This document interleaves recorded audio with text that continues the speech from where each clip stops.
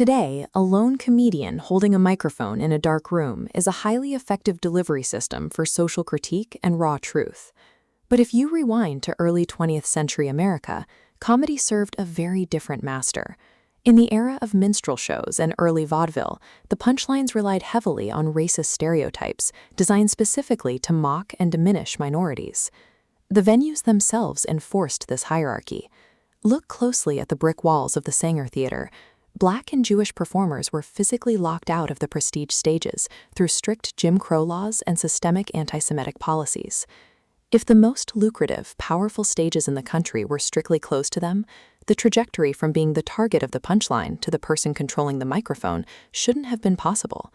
As this diagram illustrates, when a central monopoly blocks your access, the economic response is to build your own infrastructure. You bypass the gatekeepers by establishing a parallel economy. For Jewish communities facing city heat and restrictive quotas, that parallel economy took root in the Catskill Mountains. Across these independent vacation resorts, known as the Borscht Belt, a fiercely competitive environment bred a fast-paced, rapid-fire style of joke delivery that became a cultural staple. At the same time, Black performers mapped out the Chitlin Circuit. Originally structured as the Toba Circuit, this was a grueling, nationwide network of independent Black-owned clubs and theaters spanning from the Deep South up through the northern cities. By forcing marginalized performers out of polite society, the establishment inadvertently created a space where mainstream executives couldn't police the material. These segregated circuits became uncensored incubators for raw, authentic talent. Inside these independent rooms, performers possessed the freedom to test boundaries.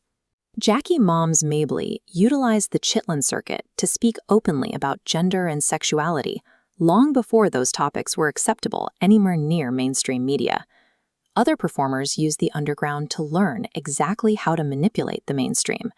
Stepin Fetchit adopted a highly calculated, exaggerated stereotype, deliberately feeding white audiences exactly what they wanted to see in order to extract millions of dollars from the Hollywood studio system.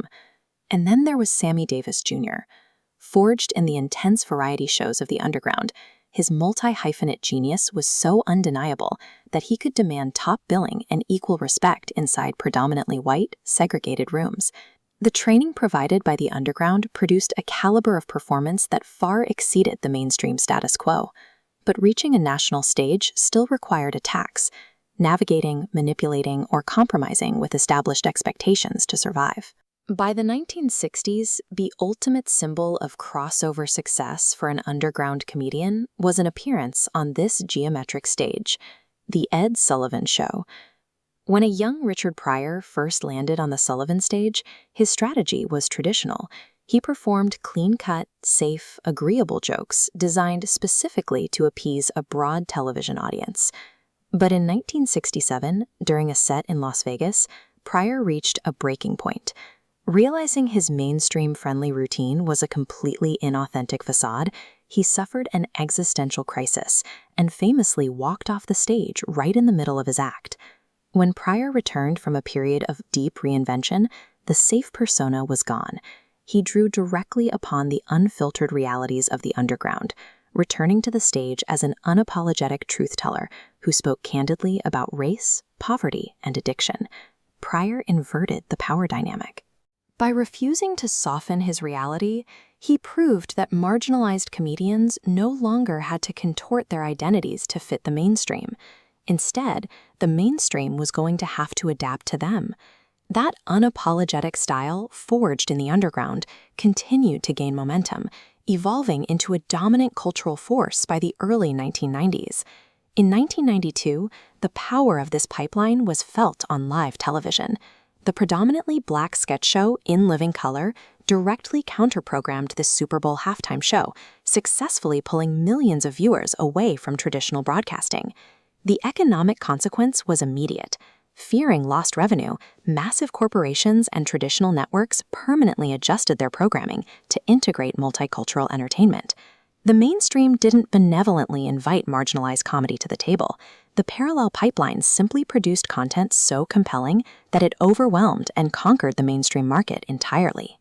The architecture of those original parallel circuits still dictates how the entertainment business functions today.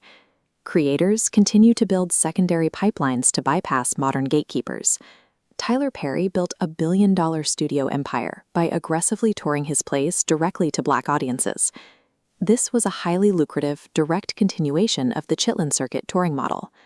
Modern comedians utilize digital platforms like YouTube and self-produced podcasts for the exact same reasons. These tools offer total ownership and the ability to maintain an unfiltered voice, replicating the independence initially found in the Borscht Belt. Stand-up comedy remains the ultimate legacy of outsiders, a testament to marginalized people who, when denied a seat at the mainstream table, built their own stages until the entire world had no choice but to listen.